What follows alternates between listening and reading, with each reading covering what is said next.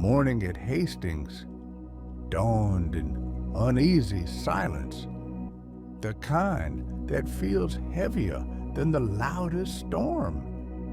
Mist clung to the undulating hills, curling around hedgerows and grazing horses, hiding the ominous shapes of men massing for what would become one of history's bloodiest confrontations.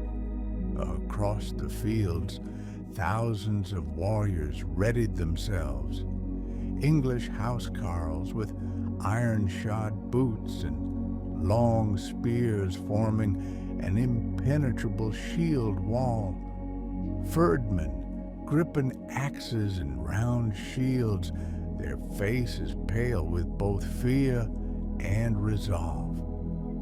On the opposite ridge, Norman knights mounted their war horses, lances leveled, armor glinting dimly through the fog, while foot soldiers and archers waited for the signal, the tension so thick it pressed against the skin like a physical force. The first light of day revealed the battlefield in muted tones. The green hills dotted with trees and farmhouses held a deceptive serenity. Yet every man and horse felt the weight of destiny, a silent acknowledgement that what followed would not be merely a battle, but a trial of survival and strategy. The mist began to lift, revealing the sheer scale of the opposing forces. The English line, disciplined and resolute, bristled with spears in perfect alignment. Behind them, the Fyrd pressed forward, less experienced but determined, forming a secondary layer of defense. Across the valley, the Normans spread into organized waves, cavalry on the flanks, infantry at the center, archers ready to rain death from above. The initial assault began with arrows. Norman archers let loose a volley that darkened the sky. The whistle of each arrow, a harbinger of pain. Shields splintered, bodies fell, and horses screamed in panic, some trampling men in their confusion. The English shield wall absorbed much of the assault, but small gaps began to appear. Each arrow that found its mark, each shield that cracked, sent ripples of dread through the ranks.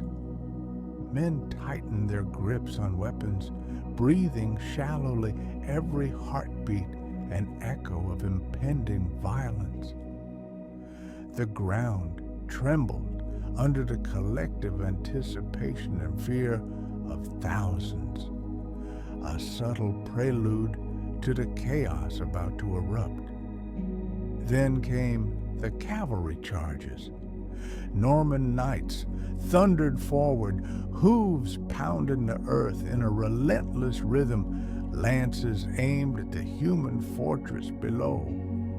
The shield wall met them with unyielding resistance, spears locking against lances, shields splintering under brutal impact. The clash was deafening, the sound of metal against metal mingling with screams and the cries of horses. Men fell trampled or pierced, their blood seeping into the mud, staining the earth and adding to the sense of nightmare. Cavalry surged, retreated, and surged again, each wave testing the limits of the English discipline. Hours passed in a relentless cycle of attack and counterattack. Archers continued their deadly rain, the air filled with the scent of sweat, blood, and smoke. Infantry met in brutal, intimate combat. Swords clanged, axes split shields, and men grappled with bare hands when weapons were lost. Horses plunged into the fray, throwing riders and crushing soldiers in their panic. The ground became churned into mud and gore, the hillsides littered with bodies in grotesque testimony to the violence. Officers shouted orders above the din, couriers weaved through the chaos, and amidst it all, William observed and directed with cold precision, exploiting every falter, every human weakness. Norman feints and controlled retreats began to unravel the English cohesion. Some housecarls and furdmen, lured by apparent opportunities, broke formation and charged, only to be cut down by hidden cavalry or encircled by infantry. The rhythm of battle became a macabre dance, human resilience tested against ruthless strategy, each man a note in a symphony of death. The sound of armor, the screams of the wounded, and the neighing of terrified horses created a relentless, immersive cacophony, each moment pregnant with danger and uncertainty. Then came the pivotal moment. Harold struck by an arrow. The king fell, and the ripple of fear cascaded instantly through the English ranks. Shield walls faltered, gaps widened, and panic began to seep into previously disciplined formations. William seized the opportunity with devastating precision. Cavalry surged through openings, infantry advanced, and archers continued their deadly reign.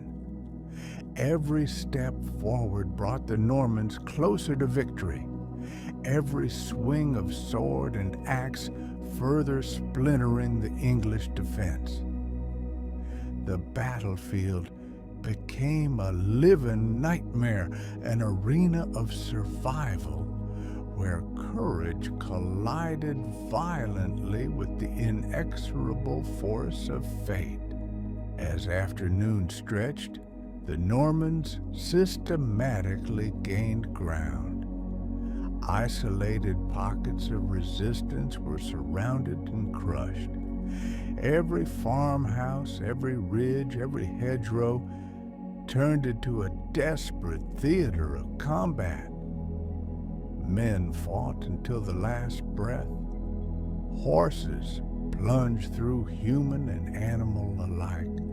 The air thick with screams, the metallic scent of blood, and the rhythmic thudding of hooves and pounded feet. Sweat and mud mixed with gore underfoot, making every motion a struggle, every swing of sword a battle of sheer will against exhaustion and fear. The living and the dying merged into a continuous, terrifying panorama. The final hours saw the complete collapse of English cohesion. The once impenetrable shield wall disintegrated under relentless assault, cavalry and infantry exploiting every weakness. Survivors fled or fell in a last, desperate attempt to resist. By evening, Senlac Hill was a tapestry of death. Fallen men, shattered weapons, horses lying in twisted heaps, mud-soaked red. William's banners rose over the carnage, signaling dominance amidst devastation. The land, soaked with blood and littered with the dead, bore witness to the ruthless efficiency of strategy against bravery and desperation. Night did not offer reprieve. Survivors wandered among the carnage, haunted by screams, the smell of blood, the lingering smoke from fires set to the dead. Horses collapsed in the mud, soldiers groaned and screamed, and the air was thick with a tangible, unrelenting presence of horror. Hastings had not merely been fought, it had been endured, suffered, and survived, leaving an indelible mark on all who remained. The story of Hastings would resonate across centuries. The courage and stubbornness of the English, the relentless cunning of the Normans, the chaos, terror, and unyielding force of combat, every moment etched into history.